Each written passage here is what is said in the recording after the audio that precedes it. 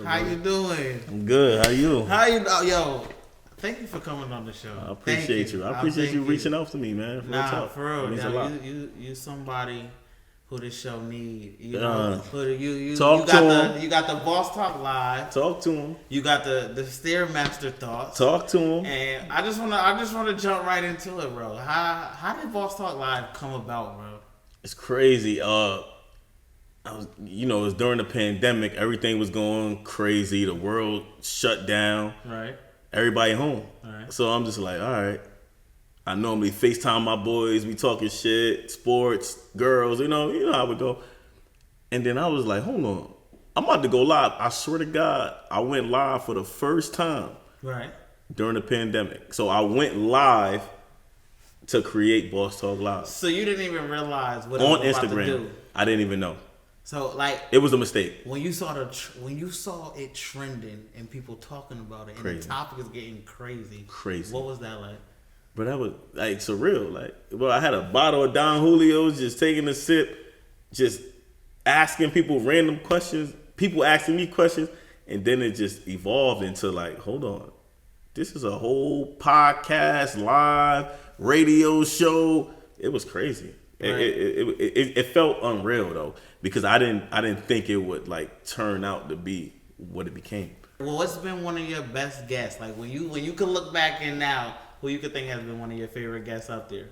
Oh man, I got so many, man. I got Lou on there. He's crazy. Yeah. I got shit. You know who was funny? That dude, Avery. Avery. That dude is crazy. Funny. I got so many. Oh my God, so many. I had obviously, we had the Twerk Fest and all that. So I didn't have Chingy. Her name was like Cheeky. What was the Twerk Fest? Cheeky or something like that. She was in like Illinois, Chicago. Right. It was crazy. It was so many people. It's somebody tapped in from London. Wow. So I'm live and I see a request. So I press the request. She's from London.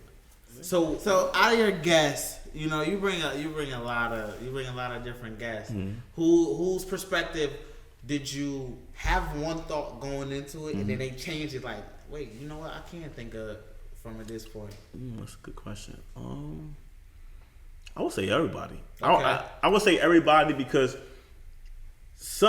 most of my guests I don't know that they reach out to me like, hey, I want to come on your show and everything like that, and so I don't have an opinion on them. Gotcha. So like physically looking at them, I could think they're a certain type of way, but when they sit next to me and we talking on a deep level, like, oh shit, I didn't think you thought like that. You know what I'm saying? Right. Obviously, I know some of them, like my boy Lou. I know he crazy. Yeah. So when he get up there, whenever he says I'm crazy, I just it's so normal to me. Absolutely. You know what I'm saying? But like Avery was a great example because what he say? You bitches is birds. You bitches birds. Yeah. You bitches birds. Lou said it. Abe said it. John said it. Everybody like and that's what's becoming the norm. And and what happened to women being queens and women being great women? Now women is birds and bitches. Yeah. You know what I'm saying? From the look from all the guys out here. So it's just like, yo, man, we gotta repair a lot of a society, man. That's all. All right. And we need. What's that step to break it down? That let's just have a kumbaya moment. You get what I'm saying? Why can't we all coexist and realize we need each other? Self-worth. You gotta know your self-worth. That's it. You gotta know your self-worth. You gotta know what you stand for. It comes down to morals and values, bro. Like that's all it do. That's all it come down to. Like, you know what I'm saying? Yeah. Like if you out here doing grimy shit, you gonna live your life that way, bro. You gonna live your life being grimy and thinking people being grimy to you because that's what you're doing to people. You know what I'm saying? So it's just like knowing your worth.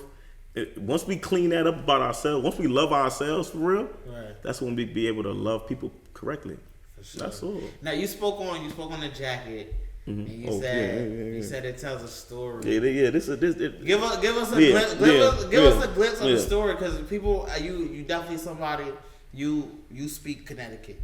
You speak, raw. You got a big personality. So what? When we was talking earlier, you said the jacket say a story. What's part of that story of that jacket? The jacket speak a lot, man. First of all, man, I love Connecticut to death, man. I've been here half my life. You know what I'm saying? Half my life, I was born and raised in the Bronx, but the Bronx raised me. Like it taught me everything I know today. Like, you know what I'm saying? Like when I said the jacket just explains my life, like you see there's some dark spots in the jacket and there's some brighter spots. You know what I'm saying? It's brighter spots. But that's my life. I didn't have to go through the darkness to see the light, experience the light. I didn't fell back into the darkness, came back to light. Like it's like I said before, bro. To every up, there's down. You ever been depressed? Of course. What was of that course. Like? I've been depressed many times, but that's just the fact of my life not going the way I was hoping it was going at the time. Like, you know what I mean? I wanted my life to be one way. My life was going this way. You know what I'm saying? And I'm not gonna lie. Most of it was my fault. Was my wrongdoing. Right. You know what I'm saying? Like anybody that ever told you they haven't been depressed is lying. Yeah. Is lying. If they are a grown adult, if they are an adult, even a teenager, if they said they was never depressed, they're lying to you. What do you think is that? Because it works different from every person. Like everybody goes through depression in their own different way. Mm-hmm. What do you think is a general key to coming out of depression? Support, love. Yeah. Support and love is like a reason. You gotta, like anyone that's depressed or going through something has to have a reason to get out of it. Yeah. You know what I'm saying? If you must have a reason, but you gotta have the support and you gotta have the love from your peers, your family, your wives. Yeah. You gotta have that, because what's the point? If I'm depressed and if I feel down and out, why the fuck I want to get out of it if I don't feel like nobody love me, if I don't feel like nobody need me? Right. You know what I'm saying? You gotta feel needed. Real shit. So how do you on the other side of depression, how does it feel? On the other side, as in like me just living good. Living good now. Living in accordance. Living where you realize, listen, it's not gonna always happen how I want it to happen. Knowing yourself. Just finding yourself and knowing yourself. Like I know me. Like I know I'm a big personality. I know people gravitate towards me. Right. I know everything I say I stand on. Right. And I do fuck up. Yeah. I do fuck up. I'm going who don't fuck up? You know what I'm saying?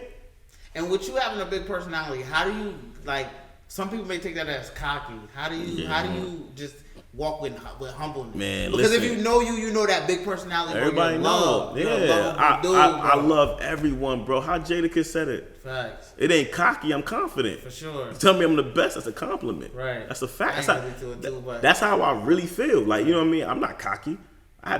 What I have, you have. Right. You might have more than this than I have of that, but it's just I'm just confident in myself and my abilities. I spread love. So it's like, that's what I spread love. That's why I expect that shit back. You know what I'm saying? Yeah. That's how I maneuver my life. That's how I get up every day and I show love. Everybody will tell you. Like, if somebody got a problem with me for real, it may be them. It's definitely them. It gotta be them. Because the only problems I've ever had in my life is over my brother, right. which that's another topic. Right. But I'm always gonna have his back. It was never just me. Like it was never just me. Like, or like it could be my boy, my family, something that's going on, and it's me taking a side. For sure. The only problems I've ever had in my life is me having to choose a side. That's it. But nobody ever had a problem with me like I did some fuck shit. I'll wait. Damn. I'll wait.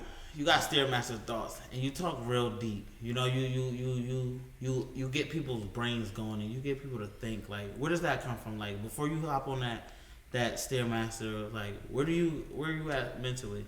Stairmaster thoughts are very important to me, actually.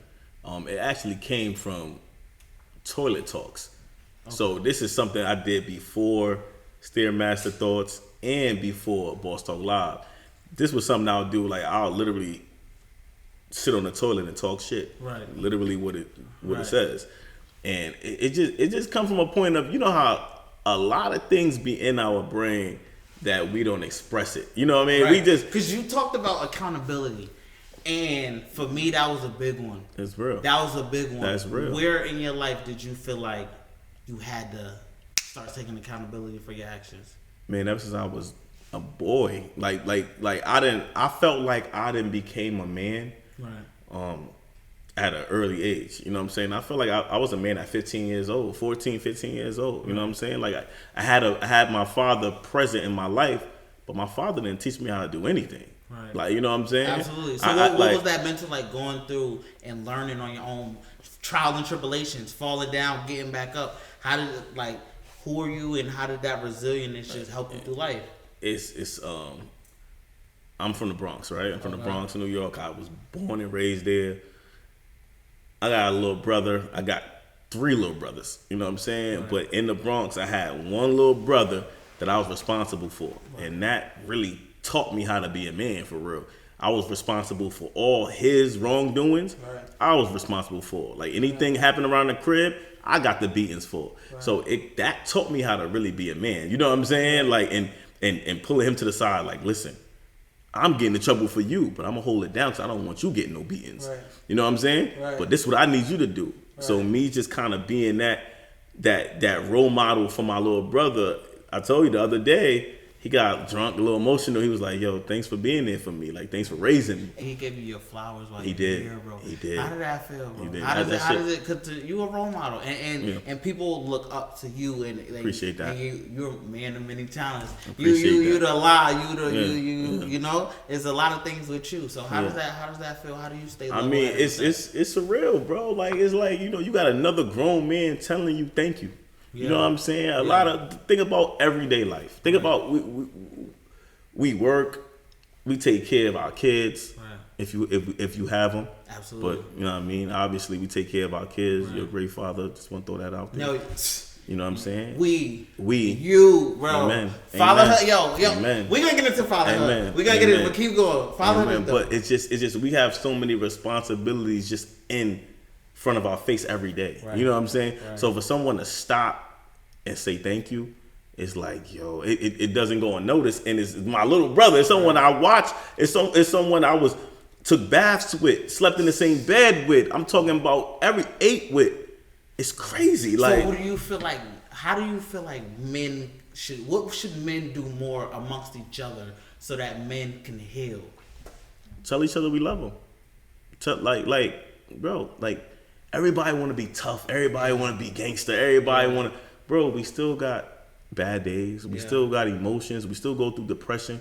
We still really see, like, we see emotion as weakness. Yeah. Nah, bro. Yeah. Like, you got to think about it. You got a kid, don't you? Definitely. When they going through something, we got to teach them how to cope with that, right? Right. Now, how can we teach our kids to cope with something if we not doing that, or if we don't practice that? Right. Get what I'm saying? Yeah, absolutely. So listen, man, it's okay. Put your guard down sometimes. It really, like, my brothers now, like my brothers, my best friends, my female best friends, my male best friend, my mother. Yo, I love you. I love you. I love you. Everybody's scared to say them words. I love you. And how did you get to a point where you could say that? It was tough for me. Yeah. But that's why I say it so often now, because it was tough for me growing up. Yeah. My dad, until this day, I'm 31 years old. Yeah. My dad has never told me he loved me. But guess what? I know he loved me. You get what I'm saying?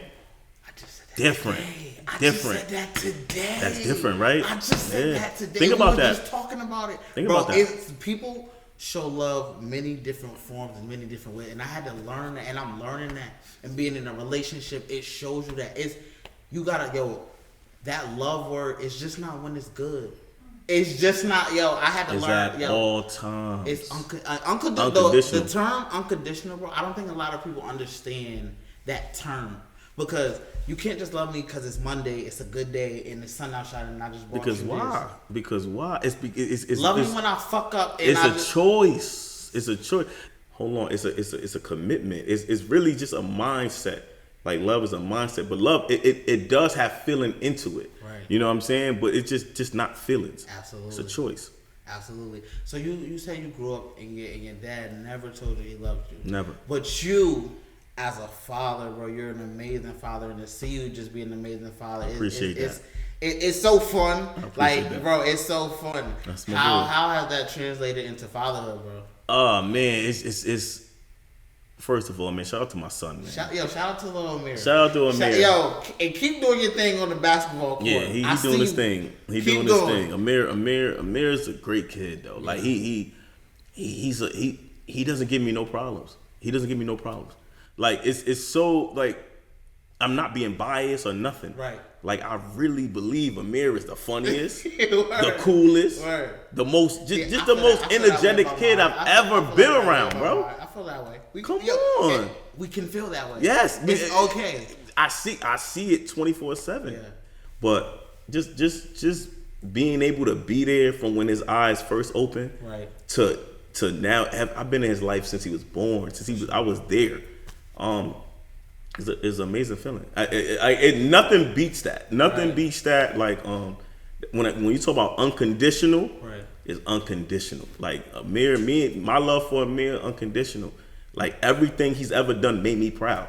Even when he fucked up, even when he made a mistake, it made me proud. I was in the moment I was disappointed, and I even told him that one time. You know, he had a little accident on himself. Yeah. Kids. Yeah, bro. He was potty training. Truth be told, he had an accident. But even when he got older, he had a little accident. And I hit him with the, Amir, why didn't you just tell me? Yeah. Like, I'm your father. I'm here to help you. Yeah. He said, Dad, I was too embarrassed. I looked at him and said, embarrassed for what? You talking to me?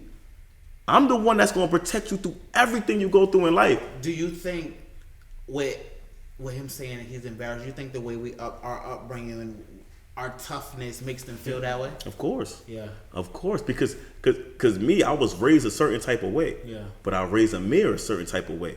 But Amir knows how I was raised. Absolutely. He knows that. Absolutely. He knows Dad doesn't. You know what I'm saying? Right. Dad not soft. Right. But I've never talked to my son Goo Gaga. Can't. I've never. Not in this day and age. Never. Nah, can't. When my son was 1 day old, I'm holding him. Yo, you know what what I said to him? I said, "What's up, little man? You hungry?" Straight up. He looking at me like, "What the fuck?" Like, you know what I mean? But like everybody, I don't do that. It's a mission. It's a mission now. Because I'm raising a man. I'm raising a man. No matter what your age is, you will become a young man that will one day take care of people. Like, you know what I'm saying? Yeah. So it's like I'm just laying down a foundation. But being a father is great, man. It's out. Looking at him now, at his age, what's like one of the biggest lessons he's taught you so far? Patience. Patience. Like he taught me everything comes with patience. You know what I'm saying? From him just potty training taught me the ultimate patience. Because it's not when you ready, it's when the kid is ready. It's when the baby is ready. Right. It's when sometimes it's not when you're ready, it's when the other person is ready. For sure.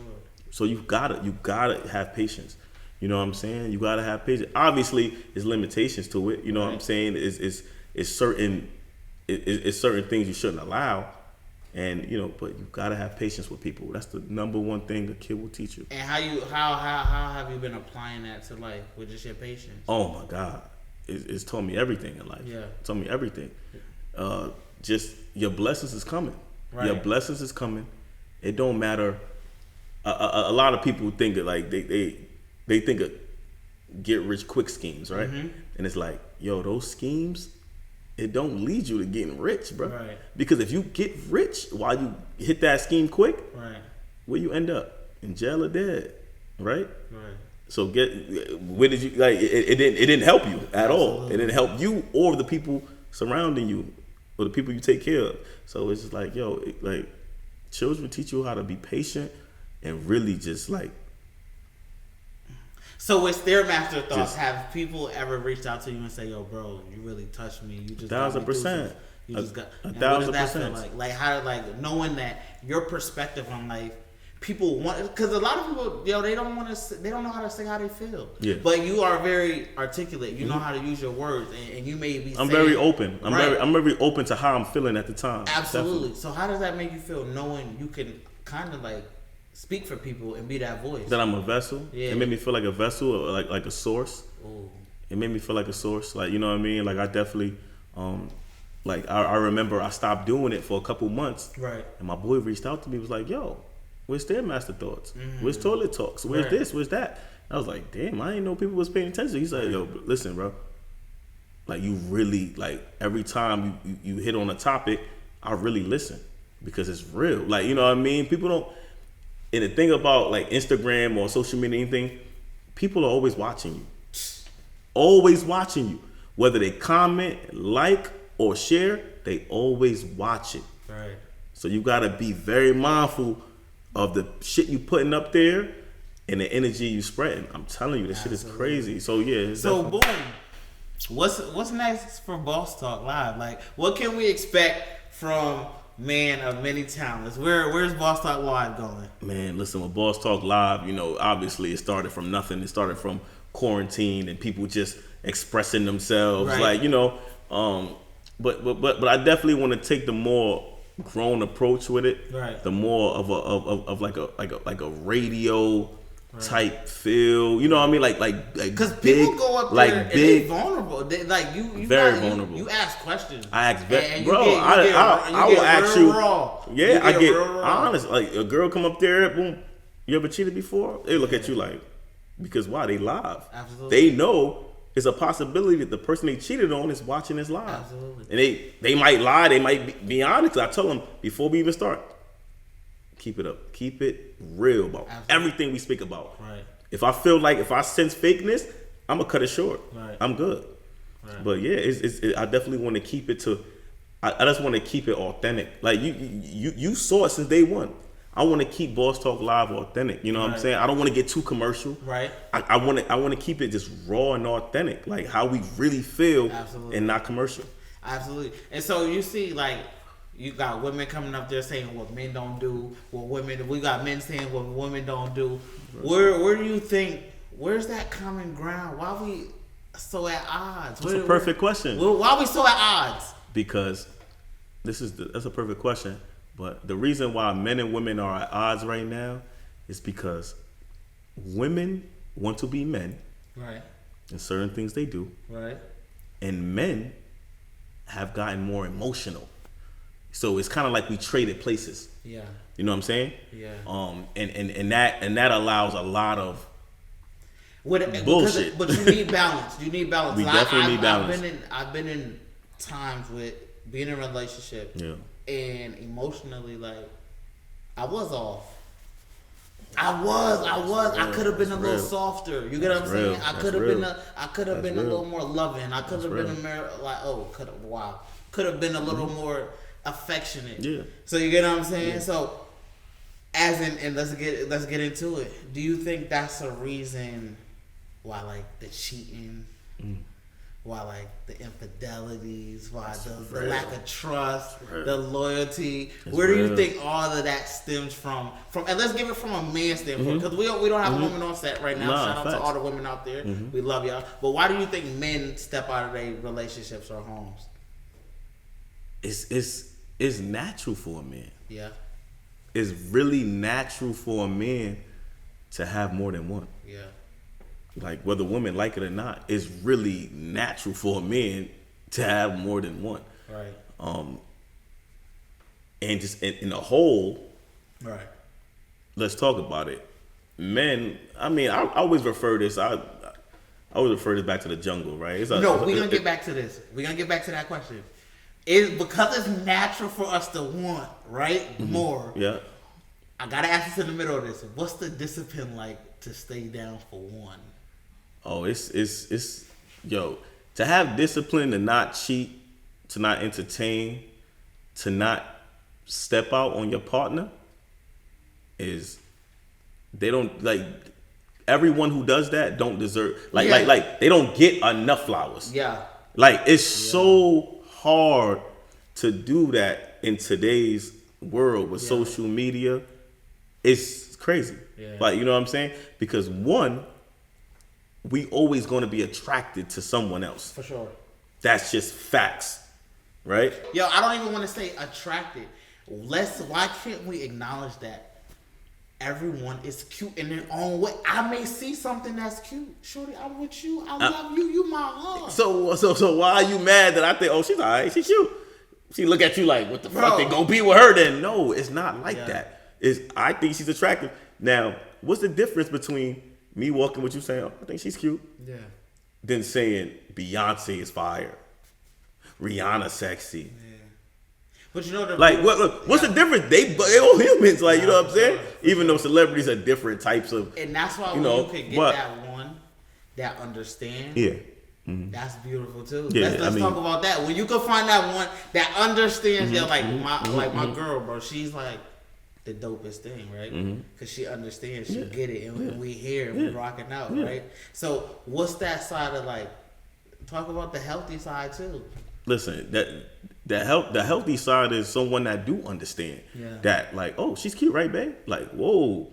And you still feel kind of tricked. Like, hold on, should I answer this? Right. Should I answer this? Because I don't want her to be setting me up for a little trick. Like, but for the ones that do understand that other women are beautiful, like if you're a woman and you know, oh, she's pretty, she's cute. If your man was to say that, what you mad at? You know what I'm saying? Because you think that, so you know your man think that. Like, it's obvious. Like, they think when we outside, we just got our head down, looking at the floor. No. We do know when we see a good-looking female walk across our vision. Like, do you think the male's perspective of a woman has played into the role of why we see women more out there today? Man, listen, it's so much shit going on, but you got dudes just giving women everything that don't deserve it. Yeah, you get what I'm saying? Yeah. Like, if you give a woman everything that don't deserve it, her friends see that.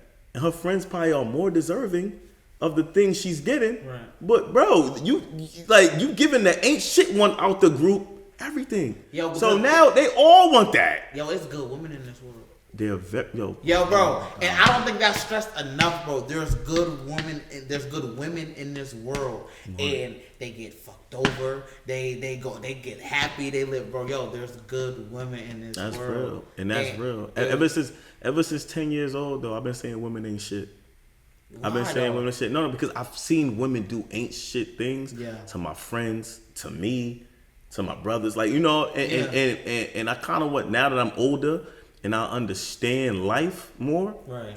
Oh, there are so many good women. Yeah. Like sometimes it feels scarce, but it's so many good women, bro. Yeah. It's so many good women. Like, shout out to the women that really hold it down, though. That really are good women, because we don't say that enough. Like, you know what I'm saying? We don't say that enough because nowadays there's so many ain't shit bitches or ain't shit dudes, like, that we don't praise the ones that are doing their thing and that's really holding it down for their families. That's really being a great woman. You know what I mean? Yeah. So shout out to them. Now, how do you look at, because we living in this world where women feel like, or men feel like, that submission word. I love that word. That submission word. They feel like it's a power struggle. I love that word. Don't gotta be. I love that word. Tell me what's your perspective of that submission word? A man to a woman to a man. I love that word. What's that?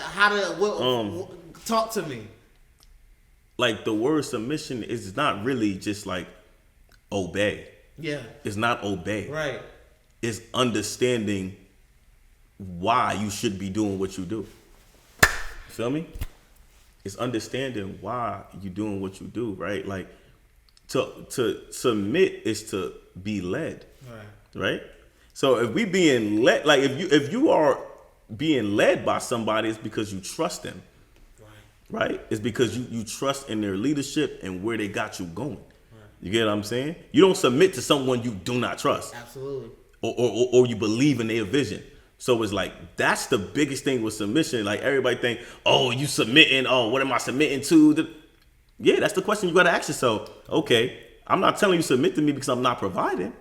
Because I'm going to provide, but I'm going to lead you in the right direction. I'm not about to just, you know what I'm saying? If I got eight girlfriends and you one of them, I'm not gonna say, yo, submit to me. No, because I got 7 other bitches. Like, this shit is crazy, man. Well, I'm glad you said the B word. I'm trying to take the B word out my vocabulary. I feel like we got to.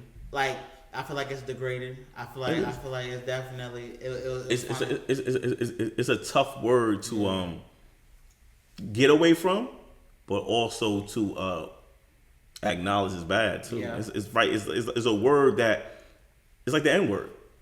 It's like the N word, because, like, right? Like, let's say I don't want a certain person calling me the N-word, but I'll see my friend and be like, yo, what up, the N-word?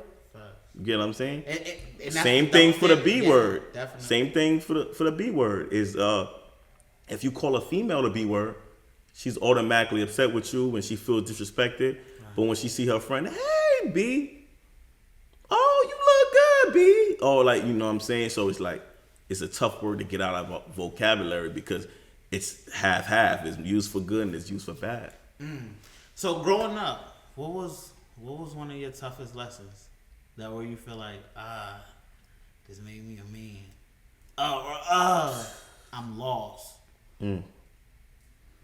Oh, that's a great question. Let me think real quick. Oh, man. Go for it.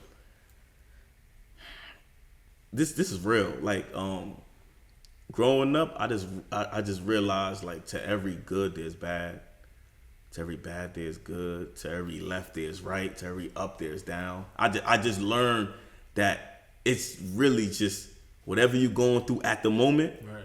Somebody's going through it worse.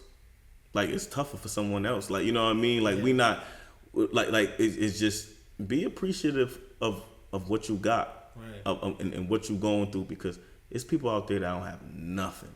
Yeah. We look at nothing as in, damn, I'm broke this way. I can't get these Jordans. Damn, I wanted to go. I'm broke. Yeah. I got a roof over my head. I got food in the fridge. Yeah. I got someone that love me. These people don't got none of that, all at the same time. Can you think of that? Nah. Can you think of not having nowhere to live? Yo, and that's why nobody to love you. Dynamics like of my family, bro. It's crazy. When you spoke on, you know, your dad not saying he never told you he loved you, right? Yeah. How did you? That's real. How did you cope with that? How did you transition and like how do you look at dad to this day? I viewed it as tough love. I viewed it as tough love because my dad didn't have to be there. Yeah, he didn't have to be there. Yo, I was having a dope conversation with this older lady, and she said, "You know what? I'm happy for my life that my sons had a father." That's real. You get what I'm saying? She said, "I'm happy for my life that my sons had a father." Mm-hmm. So how do you? Back to my question: how's you and your relationship with dad now, and how does that relationship help you with being a father to yours? It's actually great. He's a great grandfather to my son. Yeah, you get what I'm saying? Yeah. And the things he do for my grandson, for his grandson, my son, right. He never did for me. Like you know what I'm saying? Like it's just I don't know. It just came full circle where I realized. Yo, everything he did for me was tough love. Yeah. Like, was tough love. Because he didn't have to be in my life. Yeah. He was there, present. He was present. Now, did he teach me how to do all these things? No, I taught myself. But he was there. That's how I feel about my pops. They was there. I think they spent so much time working. And that's the number one. That's the number one thing that I struggle with, though. I struggle with is because I'm like, hold on. My dad would leave 8 a.m. I would go to school, come back. I had to be in bed at 8:30. Yeah. My dad was outside working. He'll come home at 8:30. When you hear them keys jiggle in the projects, come on. You better run to the bed. Come on. What? Me and V was in the watching cartoons like, we out.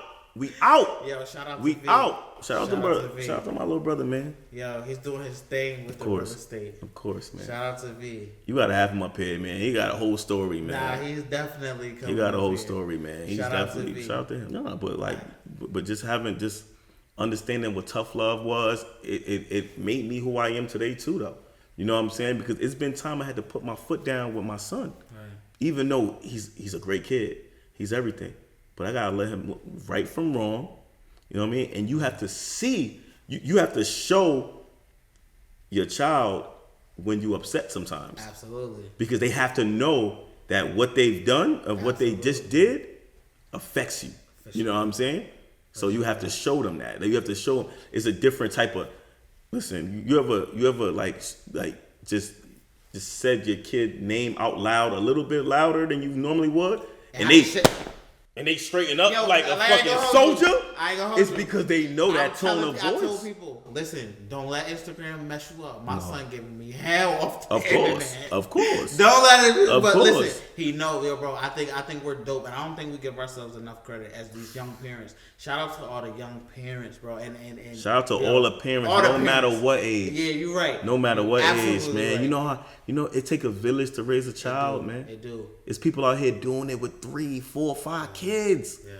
Like and these kids, like and us as humans, when we get older, we gotta. Oh man, like I think my mom so much.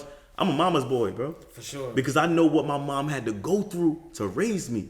You feel me? I didn't see my mom have 3, 4 jobs. I didn't see my mom not be home. I had to raise my little brother. My sister had to raise me. I know that. I know how that go. So it's just like, man, shout out to our parents, man. Yeah. Shout out to our parents on all the sacrifices they made for us, because now we're doing the same thing. Now we're doing the same thing. Exact thing. We sacrificing a lot to be parents and to be great ones. Absolutely. So, Amen. Man of many talents, what can we expect next from you? Because we waiting for Boss Talk Live. It's coming back. I had to take some personal time off to get my life in order and everything like that, because Boss Talk Live started as a fun thing, then it became demanding, and now it's like, oh shit, the consumer want fun, they want energy, they want excitement. But it's like, hold on, I got a whole different personal life y'all don't know about. And what's that like, being vulnerable to the internet? Because y'all putting it, you keeping it real, raw, uncut. What's that like, being vulnerable to the internet? Because this internet is ruthless. Yo, it'll really consume you if you let it. Yeah. It'll really consume you if you let it. Like me, like I really took the route of just like I've always been I always had a big personality, right? Yeah. So social media allows me to get it out there. You know what I mean? To people, certain. You know what I mean? I had a radio show in Brooklyn. I ain't even let you know. I had a radio show in Brooklyn about 6 years ago now, like 5, 6 years ago. That I had shit going on, but my personal life stopped that. Yeah. You know what I'm saying? I had to attend to my personal life. So it's just social media really would consume your life if you let it. But you really got to use it as a tool, because that's what social media is for. Absolutely. It's a fucking tool, man. Absolutely. It's a fucking tool, but some people let it use them. No, Absolutely. You're supposed to use social media to get what you want out of that. Man of many talents. Great conversation. Episode 2. That's a wrap. Thanks for watching. Like, subscribe, comment. Yeah, that's it. That's it.